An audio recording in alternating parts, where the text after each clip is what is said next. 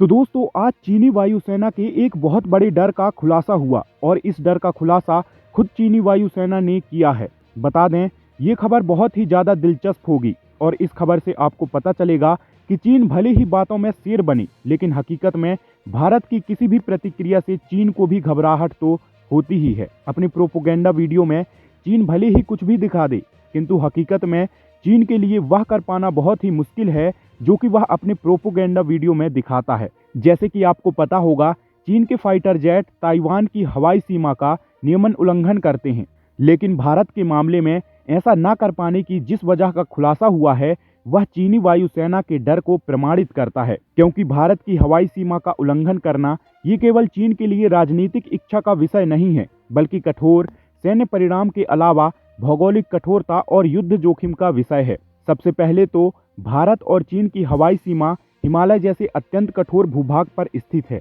इतनी ऊंचाई पर चीनी फाइटर जेट के इंजन की जो ताकत है वह बहुत ही सीमित हो जाती है, जबकि चीन के मुकाबले भारतीय वायुसेना के पास में अग्रिम हवाई अड्डों की स्थिति काफी मजबूत है। लेकिन ऐसे भौगोलिक जोखिम से भी हटकर चीनी वायुसेना को भारत के लॉक ऑन इंटरसेप्टर का बहुत बड़ा डर सताता है। साउथ चाइना मॉर्निंग पोस्ट ने खुद ही खुलासा किया है कि जेट 10 के जो सेवा मुक्त हो चुके पायलट हैं वे मानते हैं कि 2020 के बाद की स्थिति में भारत की तैयारियों में बहुत बड़ा बदलाव देखा गया है। 2020 के बाद भारतीय वायुसेना की इंटरसेप्टर नीति बहुत ही आक्रामक हो गई है। भारत के एयर डिफेंस अपने क्विक रिएक्शन अलर्ट के तहत कुछ ही सेकंड में चीन के फाइटर जेट को प्रतिक्रिया दे सकते हैं। इसका मतलब ये हुआ कि किसी भी चीनी फाइटर जेट के पायलट को ये पता होता है कि वह अनदेखा नहीं किया जाएगा बल्कि तुरंत लॉक ऑन और इंटरसेप्ट किया जा सकता है। वहीं चीनी फाइटर जेट को सबक सिखाने के लिए भारत की कुछ ऐसे सिस्टम तैनात हैं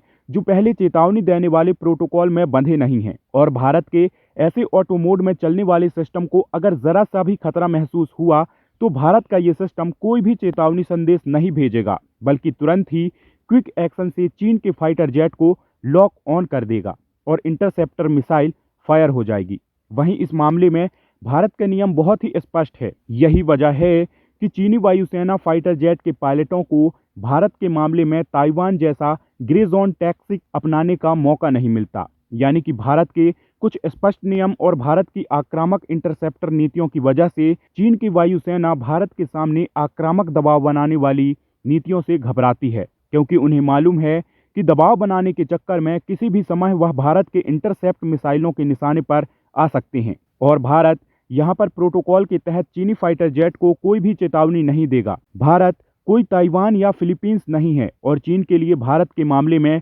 हवा में टेस्टिंग करना बहुत ही जोखिम भरा हो सकता है। यहां पर आपको बता दें कि भारत भी हर 25 किलोमीटर के दायरे में अपने स्वदेशी इंटरसेप्टर मिसाइल डिफेंस की तैनाती कर रहा है और जैसे जैसे भारत के नए मिसाइल डिफेंस विकसित होंगे भारत के मिसाइल डिफेंस की तैनाती का घनत्व और भी ज़्यादा बढ़ता जाएगा। तो दोस्तों आपका इसके बारे में क्या राय है, अपनी राय कमेंट सेक्शन में ज़रूर बताइएगा। साथ ही और भी ऐसे ही नॉलेजेबल और इन्फॉर्मेटिव वीडियोज़ को देखने के लिए चैनल को सब्सक्राइब जरूर कीजिएगा।